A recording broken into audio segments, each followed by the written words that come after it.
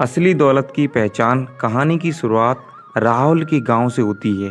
राहुल एक साधारण किसान परिवार से था, जहां उसके माता पिता मेहनत करते थे। गांव का जीवन सरल था।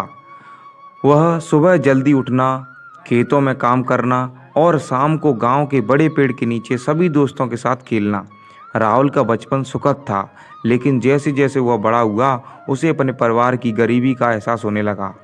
उसके कुछ दोस्त जो शहर में रहते थे, उन्हें देखकर राहुल के मन में भी पैसे कमाने का और बड़ा आदमी बनने की इच्छा जाग गई। वह देखता था कि गांव में लोग खुश थे, लेकिन उनके पास पैसे नहीं थे।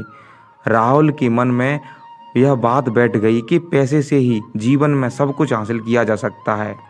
राहुल के दोस्त राकेश, जो शहर में रहकर एक छोटी नौकरी कर रहा था, वह एक दिन गांव आया। राकेश शहर की चमक दमक की बातें करता था। वहाँ की बड़ी इमारतें, बड़ी बड़ी गाड़ियाँ और धनवान लोग। ये बातें सुनकर राहुल ने भी शहर जाकर कुछ बड़ा करने का फैसला किया।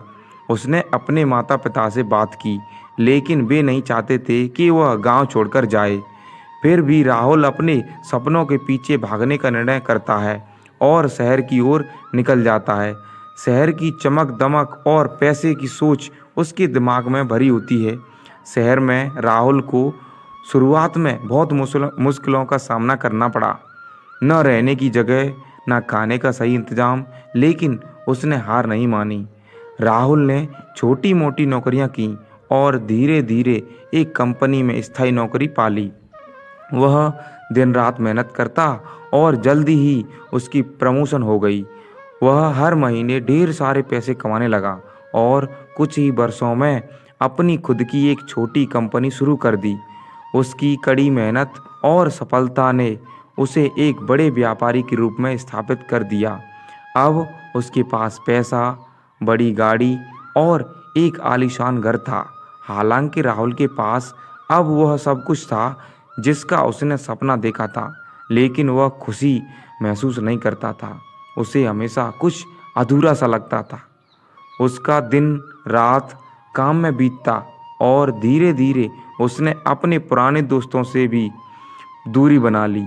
उसकी सफलता के बावजूद उसे सच्ची खुशी नहीं मिल पा रही थी। अब उसे समझ में आने लगा कि जो जीवन वह पहले जी रहा था, वह बहुत सरल और सुखद था। भले ही वहाँ पैसा कम था।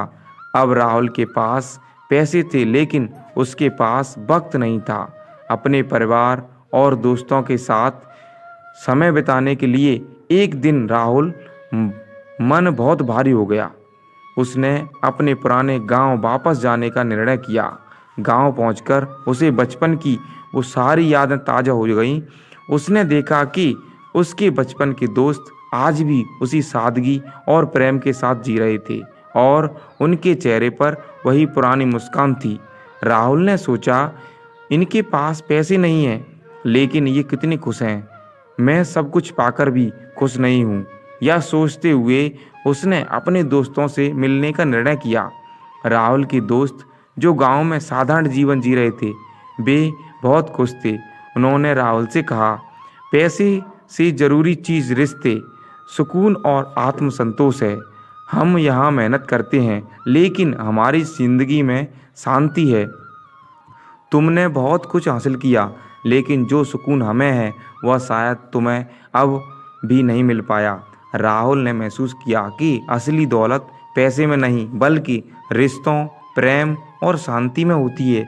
वह अपने माता पिता के पास गया और उनसे माफ़ी मांगी कि उसने उनकी बात नहीं मानी और पैसे के पीछे भागा। राहुल ने अपनी गलतियों को समझा और गांव में रहते हुए अपने रिश्तों को महत्व देना शुरू कर दिया।